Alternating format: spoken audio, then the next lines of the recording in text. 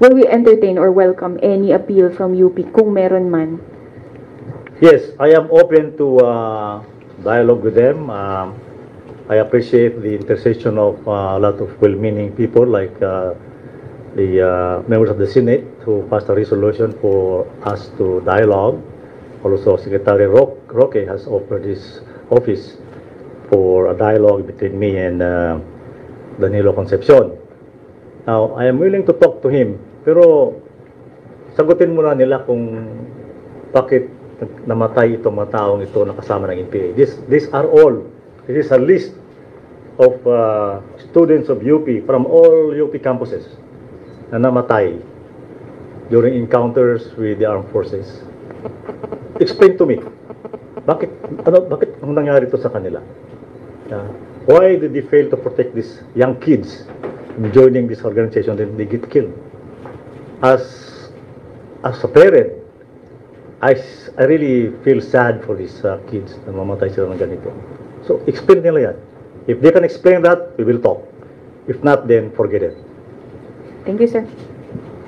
Sir, senators and congressmen are saying that by terminating unilaterally the 1989 UP-Dende Accord, the government is providing basis for the public to see the military and police as enemy.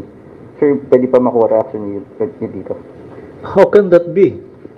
You know, of all the campuses in the US, the Philippines, ang dami namang universities dito. Nandyan yung Ateneo, La Salle, San Beda.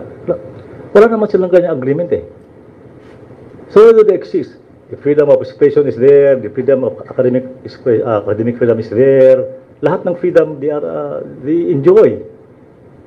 So how come that they will equate the abrogation of this contract na militarize namin yung UP? No. Sabi nga kanina, there is an equal protection of law. Kung ano yung kung ano yung tinatamasang or ni-enjoy ng isa na kalayaan should be, or privileges should be enjoyed by all. Now, only UP has this kind of agreement. Why? What makes UP so special to have this kind of treatment or courtesy treatment? Ano ba yung gustong gawin ng AFP sa loob ng UP campuses na hindi nila magawa dahil meron pang UP-DND Accord? Para kasi ngayon very broad yung usapan, yung discussion. Ano ba talaga yung gusto niyo gawin na hindi niyo magawa noon? Well, kagaya ng binanggit natin sa kanila, itutok na lang natin doon sa letter and spirit of the agreement. Sinasabi doon na kung meron tayong kailangan gawing pag-aresto o pag-search sa loob ng University of the Philippines, sa campus or community, hindi lang sa UP Diliman or UP Los Baños, kundi sa lahat ng mga UP communities, ay hindi natin po pwedeng gawin nang hindi tayo kinakailangan, nang hindi tayo nagpapaalam o kumukuha ng permiso sa administrasyon ng University of the Philippines, sa OIC, o kung sino mang merong kapangyarihan na mag-grant nito. Itatanong ko po sa inyo, kung kayo po ba ay nangangamba na merong droga na maaaring mapunta sa ating mga anak, hahayaan nating makatakas yung may-ari ng Shabu Laboratory o gumagawa ng Shabu Laboratory na yon dahil lamang meron tayong kinakailangang gagawing pagpapaalam sa isang administrasyon. It's very cumbersome, at hindi lang, it's even violative nga of public policy. Pag ginawa po natin yon, delikado na makatakas yung taong ating uhulihin o maitakas ang mga ebidensya o mga bagay na illegal na ginagawa kung hindi tayo kaagad papayagan na magsagawa ng searches. Sa katunayan nga po, dahil nga po sa realidad na yan, pinapayagan ng korte ngayon na ang isang search warrant or warrant of arrest ay pwede mong i-apply kahit saang lugar. Hindi necessarily kung saang lugar ka magagawa ng pag-aresto o paghalugog. Dahil nga po sa katotohanan na bago natin maisagawa yun, pag nag-apply pa tayo ng search warrant doon o warrant of arrest, bago natin magawa yun, malamang alam na nung taong huhulihin natin o bahay o anumang facility na isi-search natin yung ating pag-apply. Ngayon, kung meron na nga po tayong valid search warrant and it boils down to to the courts na tumahanap ng probable cause kung bakit sila mag-i-issue ng arrest warrant o search warrant. Meron na tayo noon, and yet hindi pa natin magawa. Dahil meron tayong pinangingilagan na agreement na kagaya nito na meron sa University of the Philippines.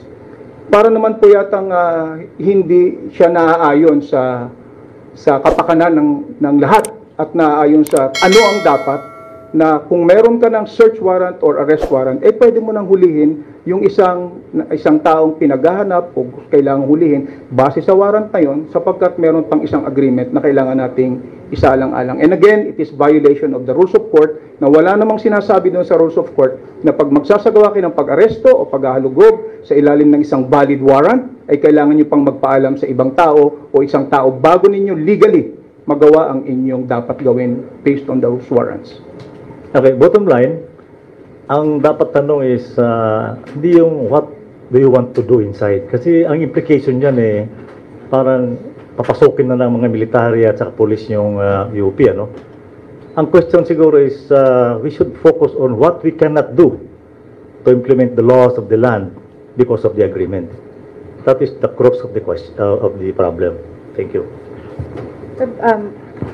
Qualify ko lang yung tanong ko. Kasi yung mga examples na ginagamit din drugs, medyo ibang usapin siya. Has there ever been an experience of the security forces na gusto nyong mag-serve ng arrest warrant sa isang purported communist, purported recruiter or member of the NPA inside campus na hindi ninyo nagawa successfully because of this accord? I think we do not need an example, ano?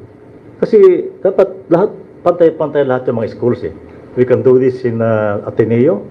Why can't we do it in UP? We don't need an example here. Kasi very clear naman yung agreement. Why do they need an agreement in the first place? Sabi ko, kung na yan, outdated na, obsolete. It has served its purpose, so it's time to terminate it.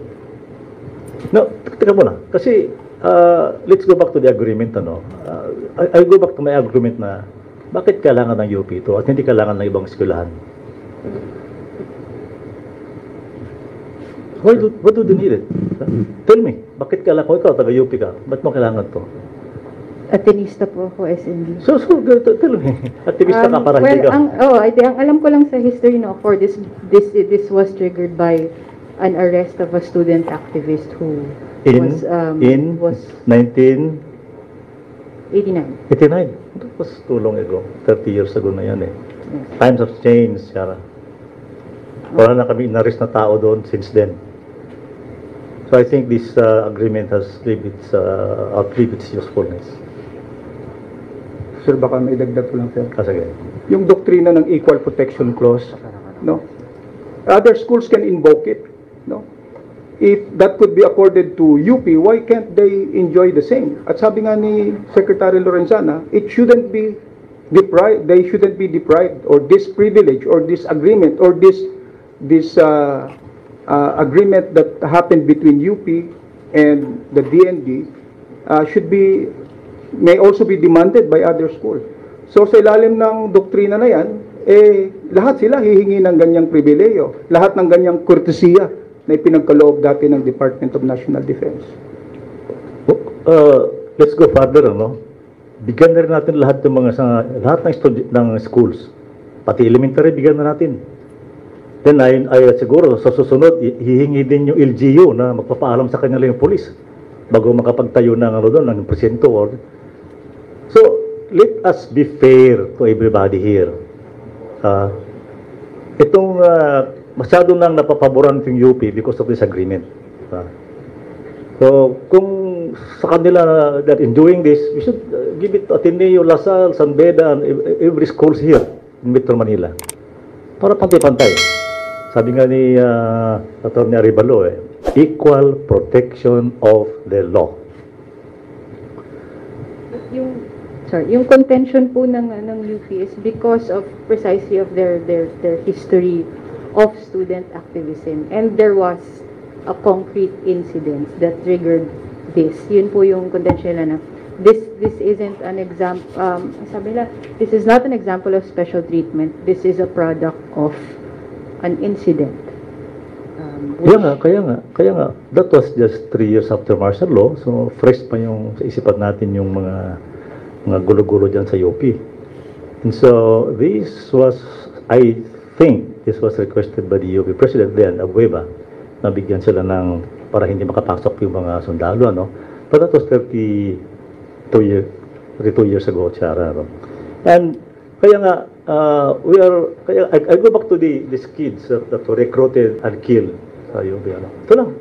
We concentrate on this.